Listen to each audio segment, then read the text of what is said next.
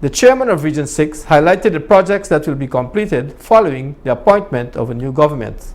Details from Ronetta Court. Over the next few years, Region 6 will see major developments in terms of infrastructure, social services, as well as employment, as was reported by Regional Chairman of Region 6, Mr. David Armagon, during a recent interview with Channel 8 News. We have quite a lot of work to do in drainage and irrigation in the farming community. We have lots of canals that are completely blocked. We have farm-to-market roads which are in very poor and very bad conditions. We have also allocated some money to the Water Users Association in Blackbush to make sure that their cultivation dams are put in order so that they can bring their paddy out from the cultivation area. He later added, "There's a major project that we want to do, but as a very big project, and that will have to be done by central government, is a project that will make a road from number 58, 59 village right down to the Kanji Creek and perhaps over the Kanji Creek as well, a piece of road, so we can be able to open up about 90,000 acres of new land for cultivation. Because what we find is that most of the lands that are available for agriculture have already been taken up, and so they don't have lands available too for cattle.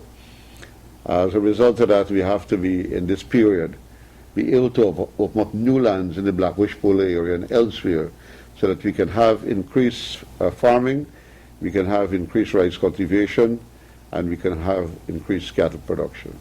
The chairman also noted that the renovation of the East Bank Road, which was done unto Lightown Village under the previous administration, will be continued. The road in the East Bank has been done up to a particular part, up to a particular section. And so incrementally, we will do that road right up tomorrow. Over time, we will do it by parts. And so once that road is completed, I believe that that whole East Bank area will be opened up completely, because as it is, we are doing a lot of work in drainage and irrigation in that area. And so once drainage and irrigation is put in place and the road becomes accessible, I think that whole area is going to be what it was in the 60s. Once the new regional council is set up, Mr. Armagon stated that they will be focusing on enhancing the economy of the East Berbice-Corentyne region. We would need to bring back the Berbice economy, which has been depressed for quite a number of years now. And that's a priority, because things have really folded up here over the last couple of years since the sugar estates. The two major sugar estates at Rosal and Skeldon were closed. And that is what has happened to us here in Berbice. So we need to do a lot of public expenditure in this region to make sure that we create employment, first of all, in the region. So we have to be able to push not only public investment, but we also have to be able to provide the incentive to private investors so that they can come here and invest and create employment. And so, people's pocket can again have money inside of them, in their pockets, so that they can be able to spend. He also highlighted that the reopening of sugar estates which were closed will pave the way for more employment. As you know, that was one of our campaign promises, the opening of the two sugar estates. So that is on the front burner. And so once we begin to speed up that process, it means that employment will again be created, and the communities in which these estates are located will also begin to roll again. He also mentioned, and then also we are hoping that the business,